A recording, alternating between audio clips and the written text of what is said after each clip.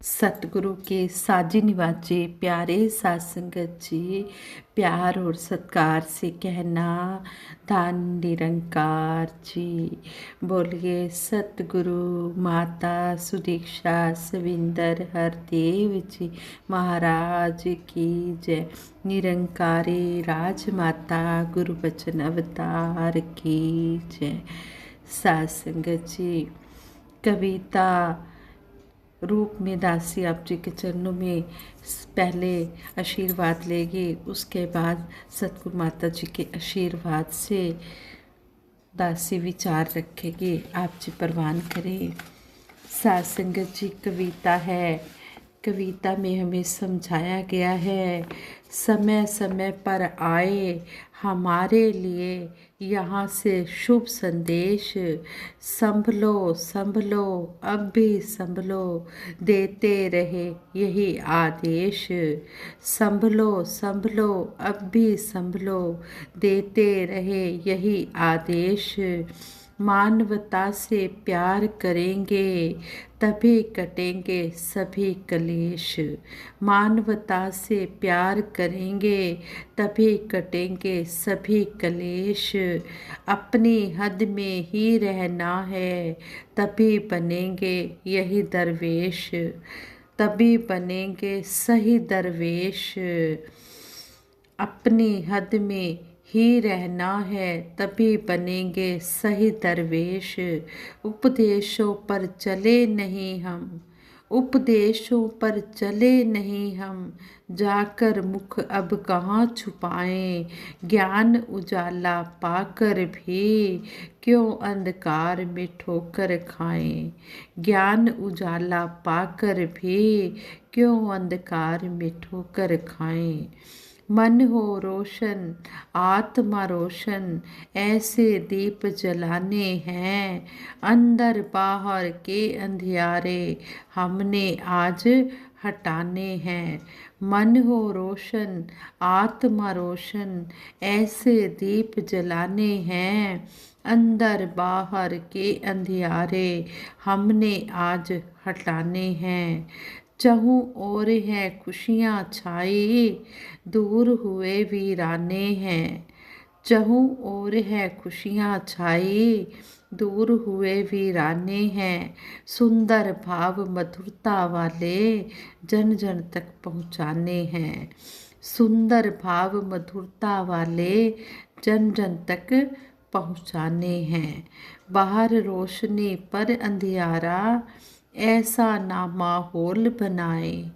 बाहर रोशनी पर घर अंधियारा, बाहर रोशनी घर अंधियारा, ऐसा ना माहौल बनाए। ज्ञान उजाला पाकर भी क्यों अंधकार में ठोकर खाएं। ज्ञान उजाला पाकर भी क्यों अंधकार में ठोकर खाएं। साध संगत जी, सतगुरु सच्चे पातशाह हमें ये ब्रह्म ज्ञान रूपी उजाला देकर हमें ये अज्ञानता का हमारा जो अंधकार है इसको दूर कर रहे हैं। हमें ऐसा सतगुरु मिला है जिसने हमें इस सत्य की जानकारी दी है, जिसने हमें समझाया है आद सच जुगाद सच, है भी सच नानक होसी भी सच। ऐसे परम पिता निरंकार से मिलाया है, जो कल भी था आज भी है और आगे भी रहेगा, जिसमें कोई बदलाव नहीं है। यह एक रस रहने वाली परम सत्ता है, ईश्वर पार ब्रह्म परमात्मा। सतयुग में परमात्मा के जिन गुणों का जिक्र हुआ, त्रेता द्वापर में भी हूँ बहू वही जिक्र हुए, और इसी तरह आज भी इसी परमात्मा का जिक्र किया जा रहा है। तब भी इस परमात्मा में कोई अंतर नहीं था और आज भी कोई अंतर नहीं है। यह जो सर्वव्यापी परमपिता परमात्मा है, कण कण में समाया हुआ है। ऐसी परम सत्ता से नाता आत्मा का जुड़ना और फिर इसी को ही घट घट में कण कण में देखते हुए संसार की यात्रा को तय करना। कौन सा युग था ऐसा कि जिसमें ईश्वर का इस रूप में जिक्र नहीं किया गया हो, या फिर कल्याण का मार्ग इससे कोई हटकर दूसरा बताया गया हो। मोक्ष की बात ही हर युग में कही गई है। ब्रह्मो वहमों से निकलने की बात ही हर युग में कही गई है। रास्तों में ना भटकते हुए बल्कि मंजिले मकसूद पर किस विधि से पहुंचा जा सकता है, हर धर्म ग्रंथ में हर महापुरुष गुरुओं पीरों पैगंबरों ने इसका जिक्र किया है। साथ संगत जी दासी सतगुरु बाबा हरदेव सिंह जी महाराज के विचार आप जी के चरणों में रखेगी।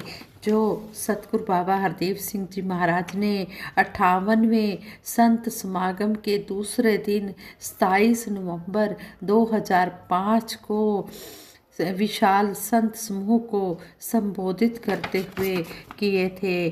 सतगुरु बाबा जी ने समझाया कि सतगुरु बाबा जी ने समझाया कि संत महात्मा भगत जन हमेशा इसी निरंकार की तरफ ही इशारा करते हैं। जब भी अपने प्रवचन करते हैं तो इसकी तरफ ही इशारा करते हैं। सतगुरु हमें समझा रहे हैं कि यह खुदा परमात्मा तुमसे दूर नहीं है जिससे तुमने नाता जोड़ना है। इस आत्मा का नाता जिससे जुड़ना है, यह परमात्मा दूर नहीं है, यह तो तुम्हारे बिल्कुल ही नज़दीक है।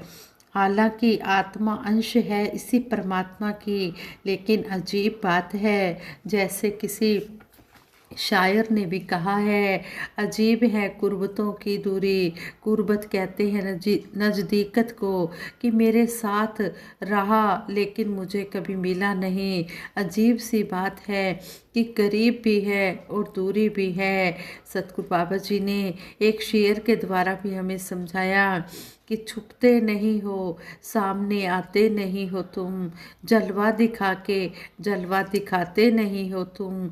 हैरान हूँ इस दिल में समाये हो किस तरह, हालांकि दो जहां में भी समाते नहीं हो तुम। इस प्रकार बहुत अजीब है कुर्बतों की दूरी। यह जो करीब से भी अति करीब परमात्मा है, जितना करीब खुदा है उतना करीब ना कोई। लेकिन कहा है नज़र उसी को आए जिस पे रहमत हुई। जब सतगुरु की कृपा हुई तब यह नज़र आया। था तो करीब लेकिन अज्ञानता के कारण दूरी बनी हुई थी। एक ही घर में बसते हुए भी अनजानों की तरह दूर बने रहे। यही बात जैसे मियाँ बाहू जी ने भी कही है, ना रब अशमे अल्लाह मिलिया, ना रब खाने काबे हूँ, ना रब इल्म किताबी लभा, ना विच मेहरा राबे हूँ। गंगा तीरथ मूल न मिलिया, मैं मारे सो पैंडे हारे हूँ, जद्दा मुर्शद फड़िया माहूँ, मेरे मुक गए सब हिसाबे हूँ।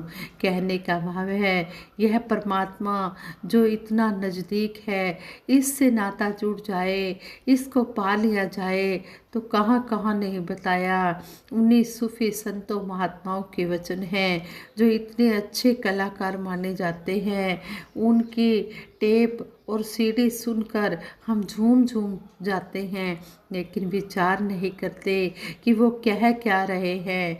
कितनी स्पष्ट बात करते हैं, कितनी सटीक बात करते हैं, लेकिन इंसान शायद कान रस तक ही सीमित रह जाता है। किस कदर उन्होंने झिझोड़ा है, सच्चाई की बात बताई है कि जे रब मिलदा नातियां दोतियां ता मिलदा डडुआं मच्छियां नूं। बुल्ले शाह जी से, फरीद जी से या मियाँ बाऊ जी से पूछ लें, कितनों से ही पूछ लें, सब यही बात कहते हैं। वही जो बाहू जी कह रहे हैं कि जद्दा मुर्शद फड़िया बाहू, मेरे मुक गए सब हिसाबे हूँ। अचंभे की बात यह है कि जो परमात्मा इतना करीब है, अज्ञानतावश जब उसको जानकारी इंसान को नहीं होती, वो इसको दूर करके मान रहा होता है।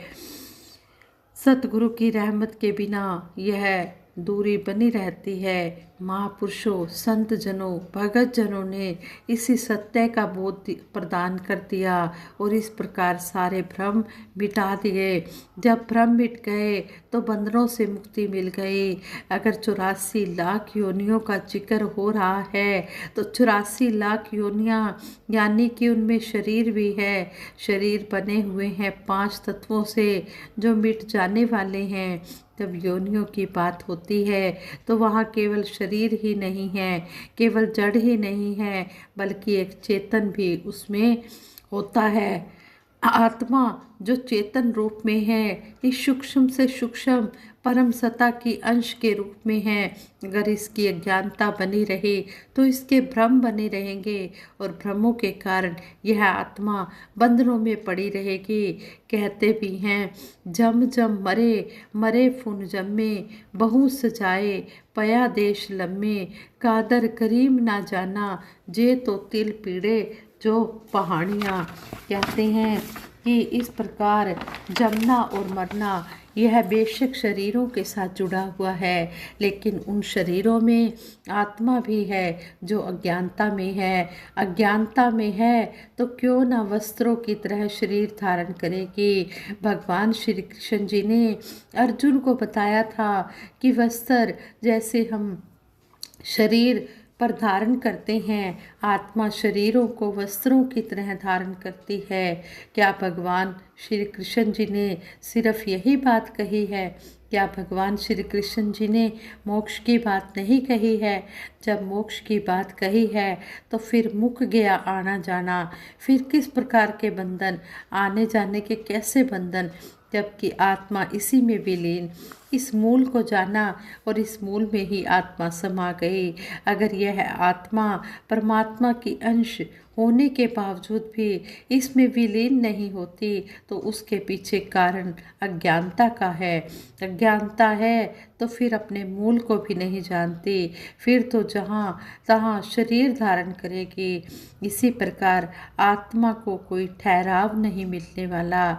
महापुरुष संत जन इसको बहुत बड़ा उपकार मानते हैं कि आत्मा को मुक्ति मिल जाए। बेशक मिशन भी उपकार के बहुत सारे काम कर रहा है। कहते हैं कि इसी तरह हमें सतगुरु समझाते हैं कि महापुरुष यही उपकार हमेशा करते हैं।